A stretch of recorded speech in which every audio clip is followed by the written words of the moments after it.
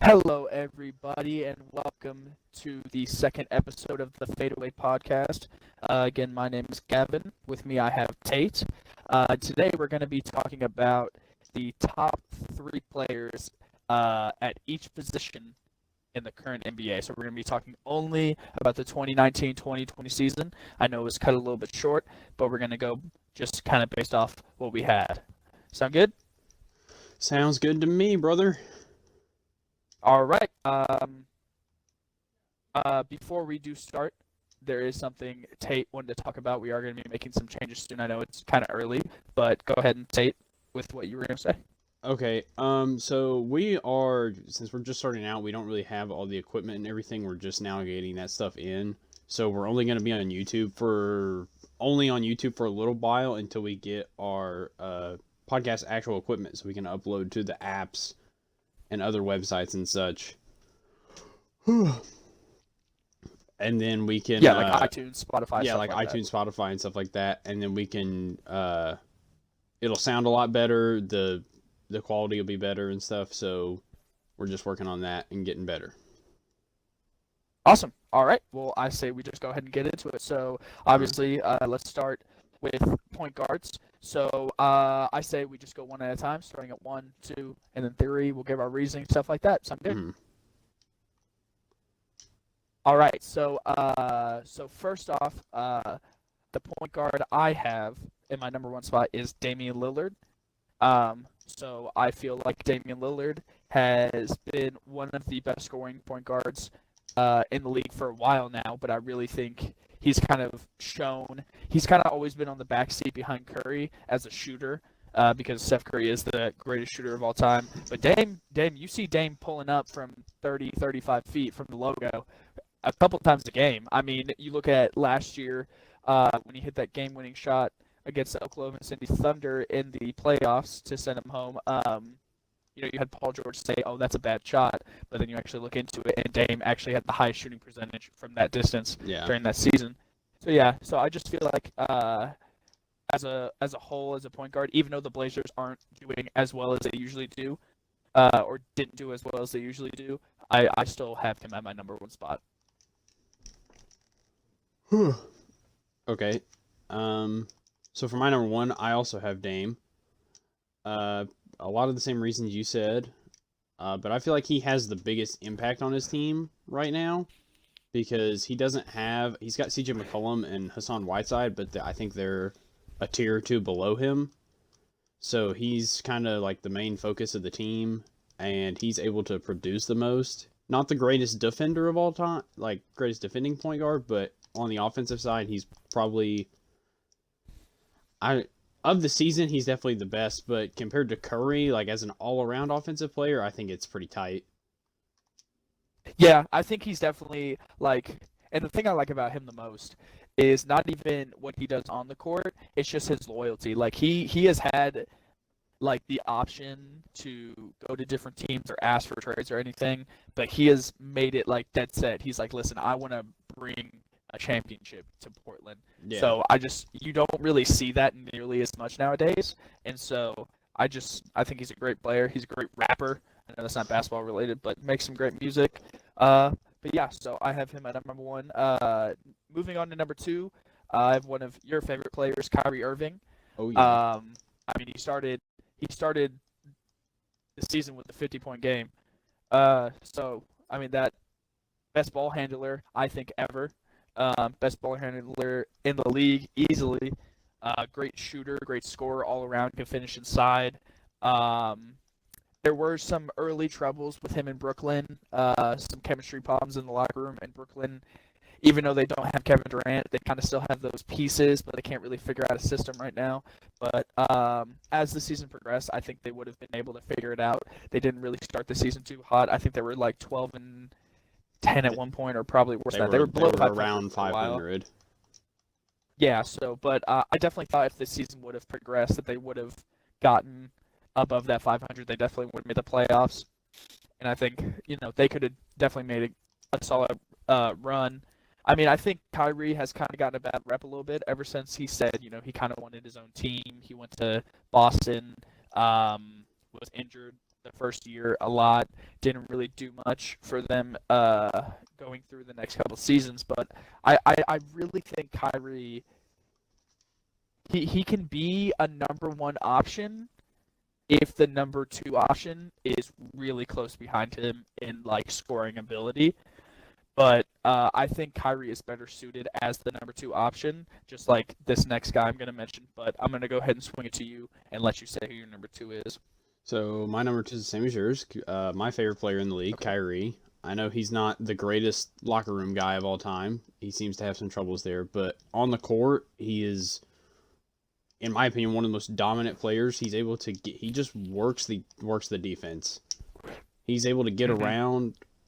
He can drive. He can score on you. He can fade. He does everything on the offensive end, which is kind of sad for me because you never see point. I feel like you don't see guards a lot anymore, like Gary Payton, who are like amazing two-way players.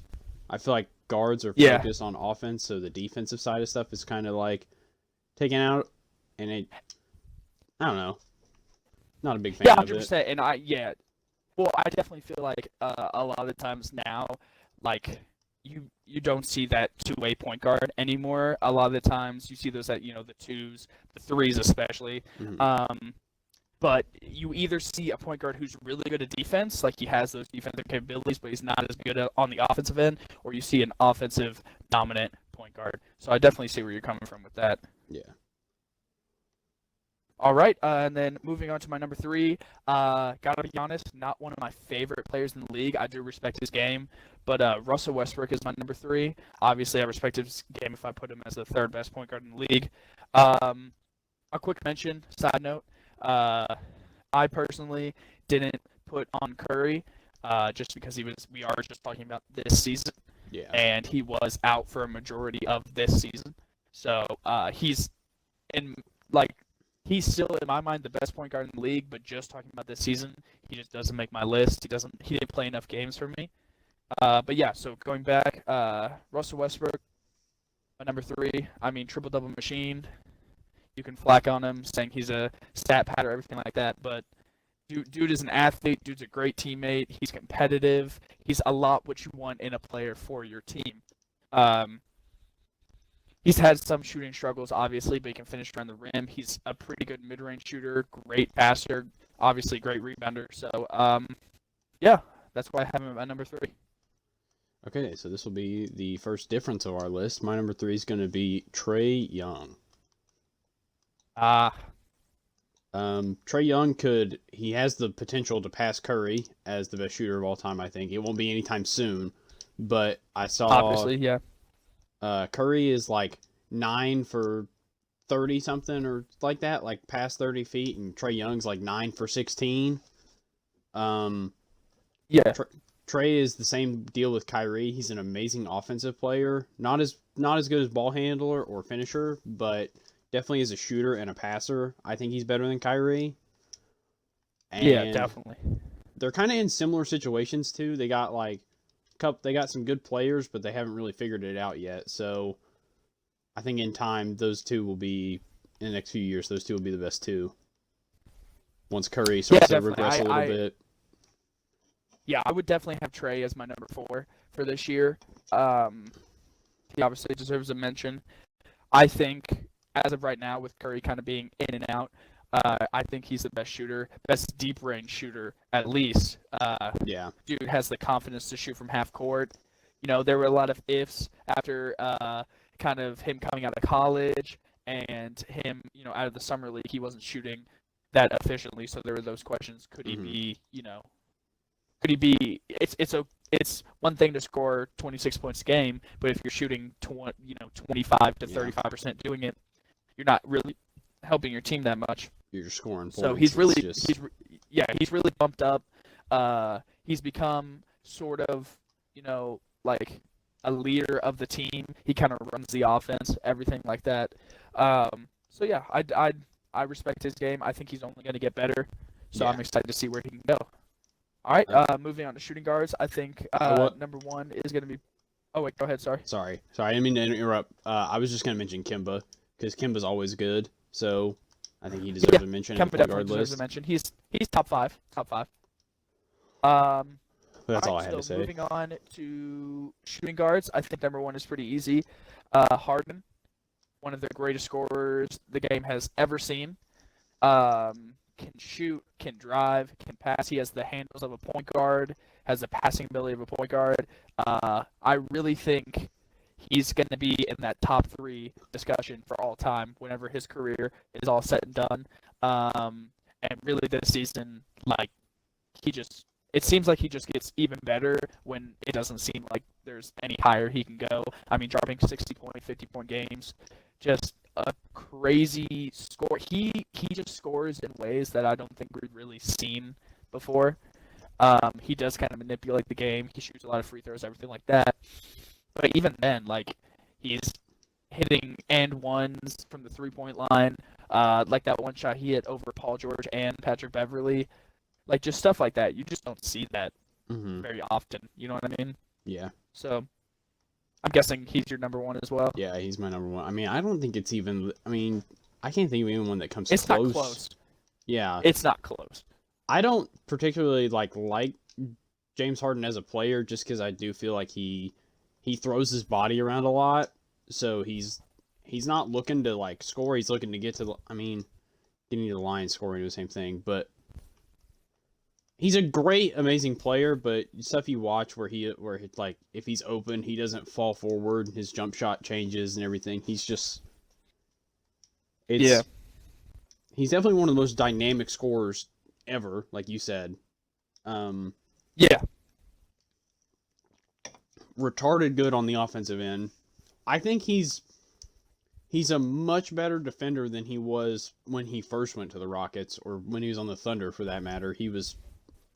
You see him put in the effort, yeah. Yeah, walking around throwing his shoes at people. But he's definitely gotten better. He's not like amazing. Yeah. But I mean, he's adequate. So yeah. Moving on, this is a guy. My number two is going to be someone who was injured, and we do have him as a shooting guard because that's the position he played this year. My pick is going to be Paul George. I think one of the best two-way players in the league, behind someone, like his teammate, like Kawhi, but just he's led the league in deflections off passes. I mean, he's just a scoring machine all around. He can dunk on you. He can, step back. He's got a grip for someone his size. He can shoot over people. I mean, you just really see how he's developed as a player, because back, when he was on your favorite team, the Pacers, he kind of blew up in that 2014 series against LeBron and the Miami Heat, but he wasn't quite there yet as a defensive player. He was still solid, but now you've really seen him go into that role of being just really an all-around guy. So I really like how he plays. I like his play style and everything like that. Who do you have? So my number two for this year is Bradley Beal. Bradley Beal, I think. Okay. I know it's a bit of a stretch for number two, but this year he's doing all the work on the Wizards. He's definitely one of the best players, one of the best shooting guards. Sorry. I mean, he's dropping 50 points and they're losing. So I think it's just a product of the team that he's on right now, and they just stink. And and it's sad. He's a good defender. He's a great shooter, great scorer, but he's stuck in a crappy situation. And I think he'll probably, or no, he just signed like a extension, didn't he? I'm not sure. He might have. Okay. Well, yeah, I definitely agree with you on that. He over the past couple of years has started more and more to kind of pick up that load with John Wall, and all of his injuries. He's kind of come into that star role. And I actually, moving on to number three, I have him at my number three, so I'll just continue off of what you were saying. This is obviously the best year he's ever had. I agree with you where it kind of sucks that he's stuck in a crappy system. And the only reason I didn't put him at my number two is that I feel part of the reason he's getting the stats and playing as well as he is because he's like their number one guy, you know. Yeah. But that's not to take anything away from him. He's still, I completely see him as a number 2 or number 3, wherever you want to put him. But he definitely, no matter what, deserves to be in that top 3. But yeah, he's just really playing out of his mind. We haven't seen this from him before. That's the difference. Is like Harden, we expect this from him. Yeah. We expect him to get those couple 50 points, maybe a 60 point every season. Like Beal, yeah, he's a 20 points per game scorer, but you don't expect this from him. So that's why he really surprised me this year. So that's why I have him at my number 3. Who do you have topping off your shooting guards? Number 3 is probably Paul George. 2. Paul George. Okay. Yeah. I'm gonna backpack off of you once again, but sorry, yawning. Paul George is he's one of my favorite players as a Pacers fan. It was sad to see him go in the fashion that he did, but I think he's become a much better player. Honestly, he's become a much better defender. I think he was one of the greatest offensive players in the league when he was on Indiana, but after he left, he got to be one of the best two-way players in the league. So yes, and he's really helped. I mean, not to say that Kawhi couldn't play without him, but I think he's been a key part of that Clippers offense and that team. So, yeah, number 3, baby. Okay. Obviously, some honorable mentions. Devin Booker, another great two-way player, and one of your favorite players, Victor Oladipo. If Victor was at full strength, he'd be my he'd probably be top 3. Yeah. Yeah, he'd probably be top 3. But just injuries. Who else? Drew Holiday. I don't feel like Drew Holiday gets enough love for all he does for that team. He's again an amazing two-way player. I'm really a big fan of people who are great on the defensive end and the offensive end. Same. So yeah. So moving on to small forwards, I feel like this is where we might differentiate a little bit. But my number 1, I think this might be similar for both of us, is LeBron. Looking at last season, the Lakers kind of underperformed partly because of his injuries, but you kind of saw a lack of energy from LeBron when he played, it seemed like. You saw all those compilations of him just giving up on defense. But this year, you see what happens when he is in a system and a team that he really enjoys. So him and Anthony Davis, I think, are one of the best pairs we've seen in a long, long time when it comes to like the big man, kind of smaller. Well, LeBron's a small forward, but you know what I mean, kind of small forward, big man, point guard, big man, that kind of dynamic duo. I think LeBron is, as a teammate, playing. We see him passing the ball more, throwing lobs to Anthony Davis. He knows when he needs to score. He knows when he needs to say, "Hey, listen, I'm the best player in the team. I'm the best player in the league. Give me the ball. I'm going to go score." So I really think we're seeing some of the best LeBron we've seen in a while. So he's my number 1. So yeah, my number 1 is going to be also LeBron. It's very, very close for me, for my number 2. Okay. But like I said, I think LeBron is definitely one of the best playmakers in the league, especially being 6'8" and being as big as he is. His basketball IQ is through the roof. And like you said, he knows what to do in every situation. And, last year I think he got there and he kind of thought, I'm going to take a year off.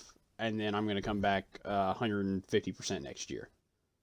Because he just...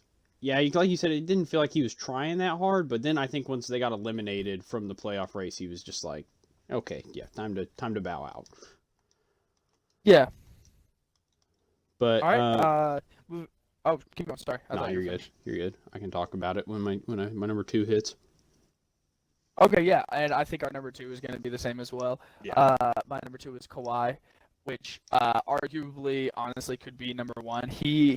I think he's in contention for the best player in the league now. There's all that drama back with the Spurs, but I really think he's shown how good of a player he is on the Clippers. I mean, he's hitting clutch shots. He's doing what he did last year in Toronto, but he's just bringing it to, I think, an even better system. Not my only reason that I couldn't put him at my number one spot was because of the load management that they have him on. Yeah, it's just that's LeBron is the type of guy you're going to see him, playing at least 75 games, and just Kawhi doesn't do that. So, I mean, when it comes playoff time, he's playing basically every game he has to. And I get that's what's important, but, I mean, if we're just talking regular season, I just had to dock him down one for that. So. all right. So my number 2 is also Kawhi. The load management thing kills it a little bit, I think, because he's only played, like, I don't know if it's over the half the games, but it's somewhere, like, around half the games he's played or something. Might be a little more, but it just feels like that's what he's, like, that's how his effectiveness this year was based off. Like, if he took a game off, he'd be better the next one. It wasn't like, I'm going 100% all the time. It was like, oh, I gotta sit this game, and then come back stronger next game. He doesn't have the same like mentality as LeBron this year. Even though I'm like 97% sure LeBron James started load management last year for the New Year's, or like around New Year's, he said, I am taking a game off because of load management. Yeah. And another thing that separates it, I think, is the playmaking. Like, Kawhi's a good passer, but LeBron is just, I think, levels above him in passing. So, yeah, well, LeBron's one of the greatest playmakers ever. Like, just he's in a league of his own when it comes to something like that. Yeah. All right, so moving on to number 3. This was hard for me to pick a number 3 because, there's a lot. There's the small forward position has a lot of good candidates for it. You know what I mean? You have, like, Chris Middleton, you got Jimmy Butler. But, I mean, even though he's young, I had to give it to Luka because he had an amazing rookie season, won Rookie of the Year, everything like that. But then he just came back and he crushed his last season. He went up in scoring, assists, rebounds, everything. Like, Luka is that type of player that, like, there were doubts, because there's always doubts when you get those EuroLeague players coming in, because it's a question of if they can adapt into the system of the NBA. But it just looked like Luka, got on the train of the NBA and, like, never looked back. Like, his pure knowledge and talent is reminiscent, and I'm not saying he's as good as right now, but is reminiscent of a young LeBron, of how comfortable he looks when he's playing. Yeah. You know what I mean? Mm-hmm. So it's just amazing to see, like, if he's this good this season, where is he going to go after this? So, although, you had those players like Jimmy Butler, Chris Middleton, who are both all-star caliber, amazing players, I think that Luka was just slightly above players like that. So. Okay, so my number 3, I really want to go with Jimmy Butler, but Luka Doncic is a person. So, yeah. Jimmy Butler is one of my favorite players in the league, just because he's a great two-way player, and his kind of personality on the court, I think, is fun to watch. But Luka is just ridiculous. I expected him to be good because he played in Europe he played professional basketball for 4 years or whatever, since he's like 16. But to see someone come over and adapt that quickly, that I don't think you see that a whole lot in the NBA. I think you see that a lot in the NFL for football, where rookies come in and they're good automatically. But in the NBA, it takes time, it feels like. But Luka came in and said, hey, I'm a top 15 player in the league already. How's it going? Definitely. As a scorer, he's amazing. As a shooter, he's good. Playmaking, good. He's got all the boxes checked, I feel like. Except defense, because he's a slow white guy. But he's still not like a horrible defender. No, he's not, and that's always like defense is always something you can work on. There's some Hmm. things you can't like his passing vision, his athleticism, stuff like that. That's not something you can really teach. Yeah. This late, or it's not something you can learn very easily. So he has like the baseline of what you need, and there's just little steps he has to take to become the best player he can possibly be. So, all right, moving on to power forwards. My number one was pretty easy for me again. Usually these number ones are kind of simple. A lot of people agree on them, but mine is Giannis. So again, I mentioned in our last podcast that I think he should be MVP back to back. He's really just he's a lot like those younger players, or like Harden. You just don't really see how he could get better, and then he comes in the next season and just shows you he just keeps progressing Hmm. up and up and up. Yeah. So it's just amazing to see how he can carry the Bucks to those top seeds, the past 2 years. And he's a Shaq, he's dominant in a way that you don't see very often. He's just Yeah. a freak of nature. He plays So bully ball. That's pretty he much. does. He just backs people down and dunks on them, or he does a Euro steps and dunks on them. Like, he's impossible to stop in a lot of situations. Hmm. So So my number one is also Giannis. I feel kind of it's tough. It's really tough. But since Giannis is kind of on his own team, he's got Chris Middleton and Bledsoe, but he does a lot of the work for the Bucks. He's like I said, he plays bully ball. I mean, he just walks down there and nobody can stop him unless he's in the paint for 3 seconds, which doesn't happen a lot. Um, but he's just stupid good in the paint. He's definitely going to become a better shooter. I don't think he'll be amazing, but I think it'll be enough to where people will have to guard him outside on the perimeter. And once he does that, I think he'll be best player in the league. Once he develops a shot, because yeah, he's already an amazing inside scorer and defender.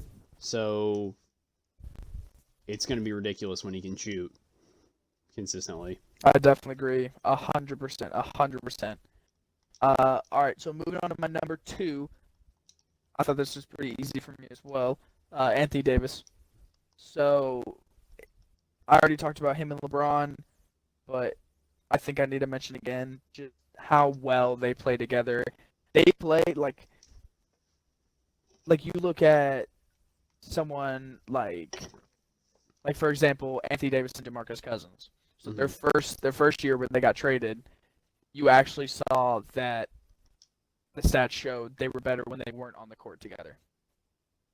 Or even like LeBron, Chris Bosh, and Dwayne Wade had their struggles when they first got together. Mm-hmm.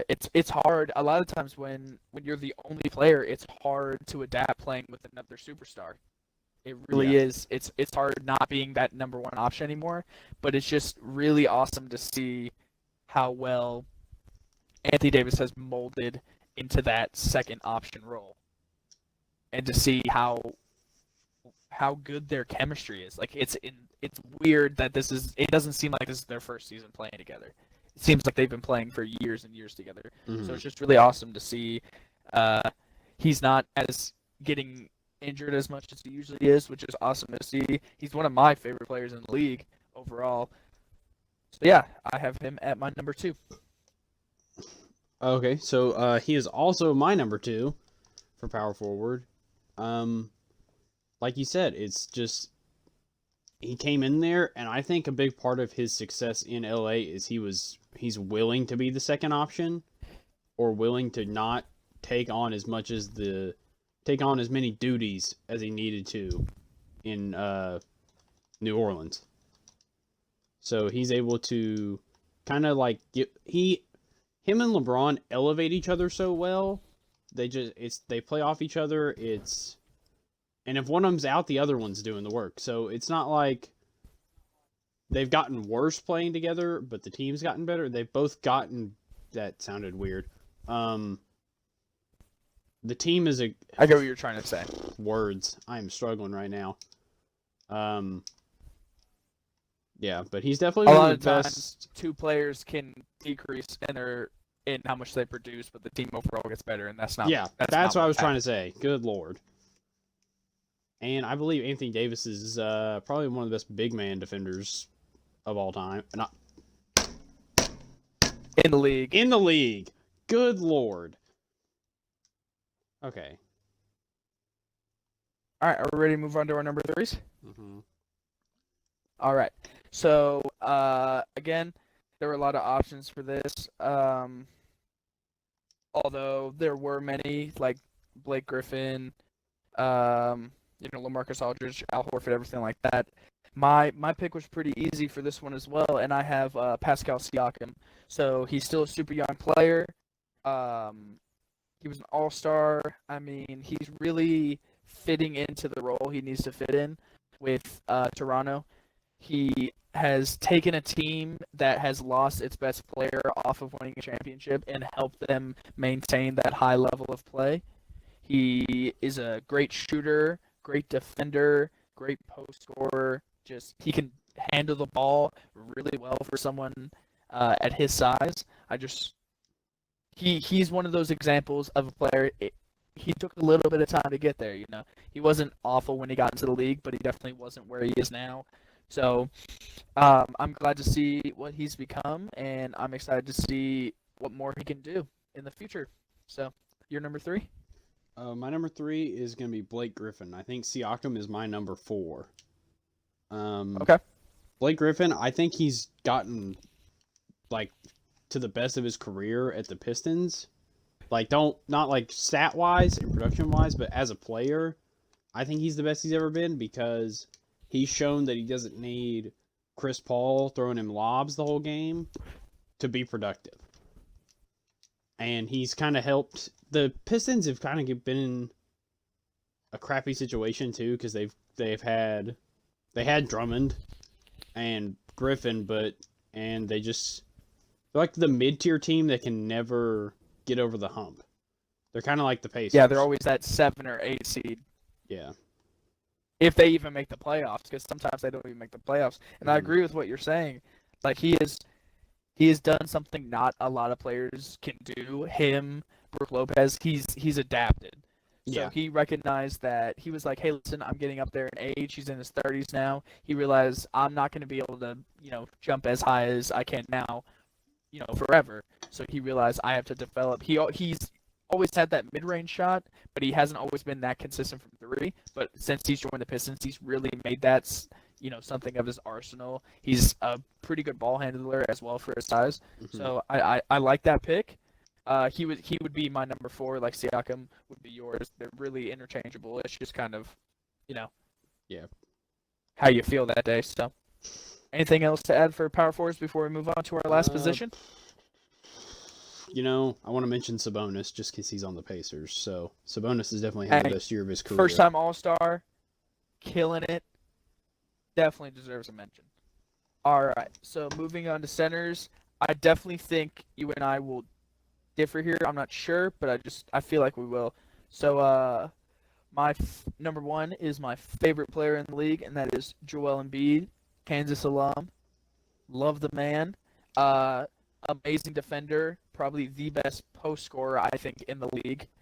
Um, he's stuck in a situation like some other players are, where he is on a team that has the pieces, but they just can't win when they need to. So Yeah. the 76ers just can't get over that playoff hump. They always hump. They always make it to the playoffs, but as you saw like last year and the year before, they can't make the run they need to make. And I feel part of it is because of Brett Brown.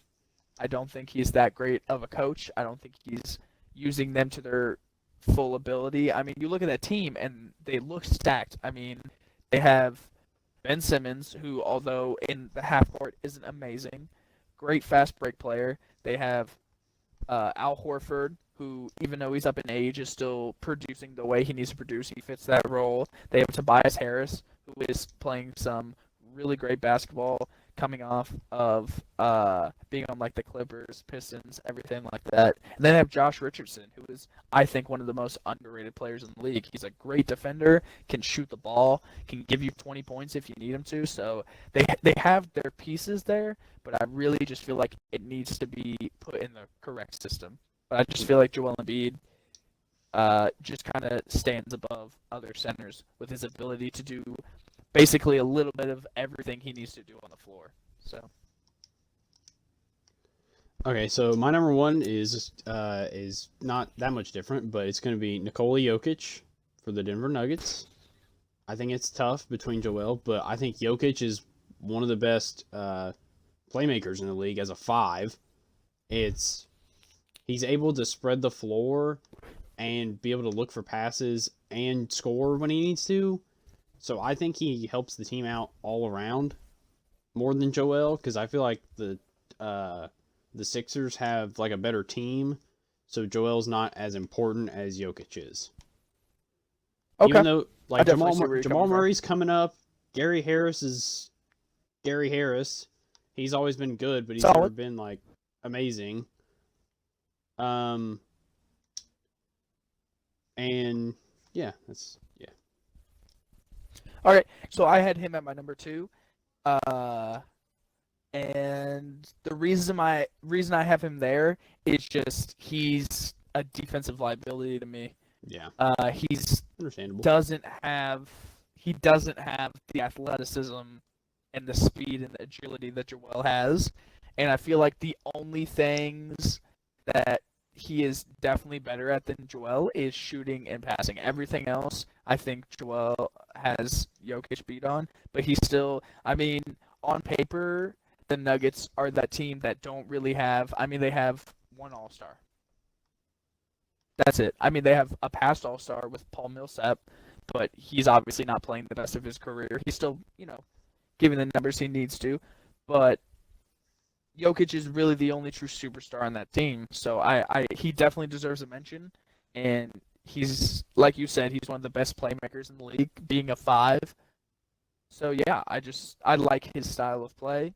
Yeah. He's a very fundamental dude. He's a stupid good shooter, and I don't think people mention his shooting, but if you look at some of the shots he's made, like 1-footer, fadeaway, 3-pointer, stuff like that. So.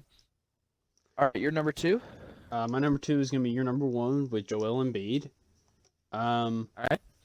I like Joel. I think the reason I like Jokic more is because I think he helps his team more with his playmaking than Joel does with his scoring. I feel like Joel's one of the best defending big men in the league, but I don't feel like he helps spread the floor very well for the Sixers. Okay. I feel like Definitely Jokic does better. He's not as good of a shooter. Yeah. Definitely. I think Joel definitely has the potential to be one of the best shooters because he's shown that he can shoot. He's just not a prolific shooter yet. So he's just got to improve 100%. That.